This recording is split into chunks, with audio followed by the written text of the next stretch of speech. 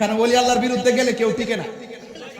এই যুদ্ধ আল্লাহর পক্ষ থেকে শুরু হয়ে যাবে ইনশাআল্লাহ। গণ আলা ইন্না আউলিয়া আল্লাহি লা খাউফুন আলাইহিম ওয়া লা হুম ইয়াহজানুন।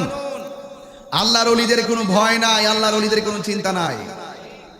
আমি পরিষ্কার ভাষায় যারা মাজার ভাঙতে যাচ্ছেন তাদেরকে বলি, এটা মহা অন্যায়, এটা জুলুম, এটা জুলুম, অত্যাচার, ঠিক কি না বলেন?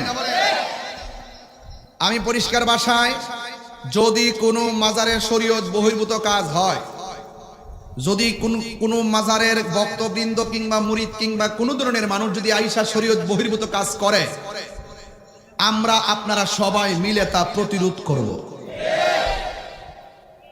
আল্লাহর ওলির মাজারকে সুরক্ষা দিব। এর উপর আর সুন্দর কোনো কথা আছে? বাংলাদেশের কিছু মাদ্রাসা